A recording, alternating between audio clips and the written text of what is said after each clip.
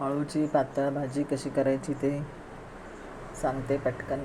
बघा, कढीपत्ता घेतला आहे, त्याच्यानंतर मीठ, हिंग, डाळीचं पीठ लागणार आहे आपल्याला कालवून पाण्यामध्ये. ताकामध्ये सुद्धा करतात, मी आत्ता पाण्यातली दाखवते.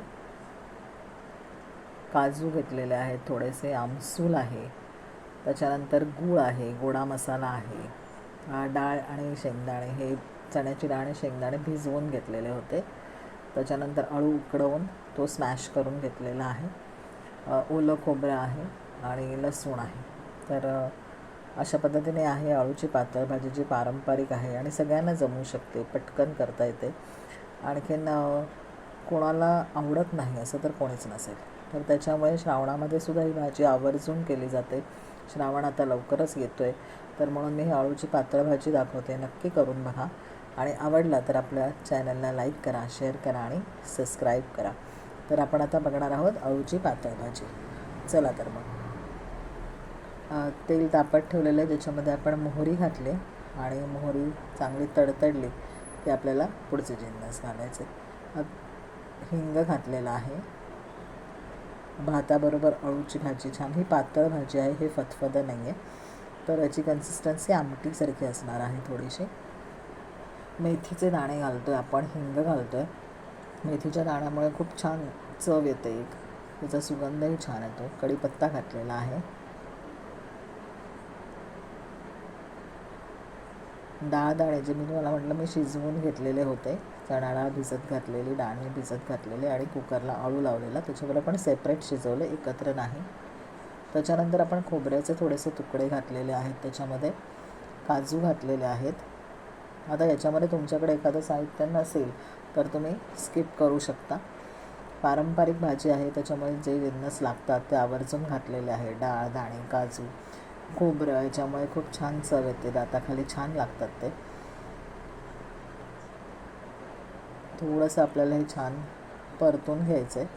डाळदाणे शिजलेले असल्यामुळे फार त्याला काही आपल्याला करावं लागणार नाही आहे. आणि तुम्ही बघत असाल की खूप टेम्पटिंग वाटतं हे. हळद घातली, आता तेव्हा हळद घातली नव्हती फोडणीमध्ये. तिखट घातलेलं आहे, लाल तिखट तुमच्या आवडीनुसार घाला. ज्यांना कोणाला थोडीशी चमचमीत हवी असेल तर जास्त घाला. मी हे मीडियम करते, कारण अळूची भाजी फार तिखट नसते. अळूच्या भाजीची चव हे नेहमीच आंबट, गोड, तिखट अशी असते, तर त्याच्यामुळे मी बेतात तिखट घातलं आहे. तर हे अळू शिजवून मी स्मॅश करून घेतलेलं आहे. हाताने तुम्ही कालवू शकता किंवा रवीने घुसळू शकता थोडंसं. आणि तुम्ही बघितलं असेल, भाजीसुद्धा ही शिजवून घेतल्यामुळे सगळे जिन्नस पटकन होते. याच्यामध्ये आपण थोडं पाणी घालणार आहोत पुढे, कारण ही थोडंसं पातळ अळू करायचं, पळीवाडा आपण ज्याला म्हणतो तसं. अळूचे सगळे प्रकार मी दाखवणार आहे, वेगळे वेगळे. साधारण मी 1-2 वाट्या पाणी त्याच्यामध्ये अजून वाढवलेलं आहे. तुम्ही बघू शकत असाल, फोडणी छान आपली झालेली आहे, खमंग फोडणी झालेली आहे. सुगंध पण खूप छान येतो त्याचा. आता याच्यामध्ये गोडा मसाला मस्ट आहे, स्किप करता येण्यासारखा घटक नाही आहे हा. गोडा मसाल्यामुळे त्याची चव खूप छान येते. घरगुती गोडा मसाला घातला आहे मी. थोडंसं धनाजिरा पावडर पण घातली आहे, त्यानेही खूप छान त्याला एक स्वाद येणार आहे. 1 चमचा भरून साधारण गोडा मसाला आणि 1 चमचा भरून धनाजिरा मिक्स पावडर घातलेली होती.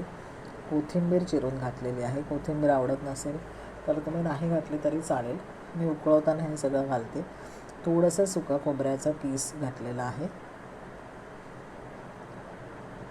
आणि आता आपल्याला हे छान असं त्याला दणदणून उकळवायचं आहे. एक साधारण 3 ते 4 मिनटं त्याला चांगलं खळखळ आपल्याला उकळवायचं, तेव्हा ते सगळे जिन्नस पण एक होतील आणि अळूची भाजी थोडीशी दाट होईल. आता आपल्याला त्याला जे डाळीचं पीठ पाण्यात कालवून घेतलेलं आहे तर ते लावायचं आहे. बघू शकता तुम्ही इथे. आता ती जरा घट्ट होणार आहे, पण तरीसुद्धा तिला पळीवाडच ठेवलेला आहे. खूप काही आपल्याला घट्टपणा त्याला आणायचा नाही, पण बाइंडिंग सगळे जिन्नस होण्यासाठी आपल्याला हे करायचं आहे. आणि या पद्धतीने छान उकळवल्यानंतर आपली अळूची भाजी ही तयार होणार आहे. गूळ घातलेला आहे, आपण आधी घातला नव्हता गूळ, तर अळूच्या भाजीमध्ये गूळ घातला आहे की जेणेकरून तिची चव जी आहे ती खूप छान होईल. आणि छान उकळल्यानंतर ही आपल्याला गरम गरम भाताबरोबर पोळीबरोबर खाता येते. पण गरम गरम भात, मेथकूट, अळूची पातळ भाजी हे कोकणवासियांसाठी, आमच्यासाठी पक्वान नाही. पण तुम्ही बघत असाल की ही खळखळ उकळली, छान एकजीव झाली आणि खूपच तिचा जो सुगंध आहे तो सर्वत्र आमच्या घरामध्ये पसरलेला आहे. आणि अशी ही अळूची पातळ भाजी आपली तयार आहे. आपल्या चॅनलला नक्की लाईक करा, सबस्क्राईब करा, शेअर करा. आपल्या पारंपरिक रेसिपी तुम्हाला आवडत असतील तर कमेंटमध्ये नक्की सांगा की तुम्हाला आपल्या रेसिपी आवडतात का. अशाच रेसिपी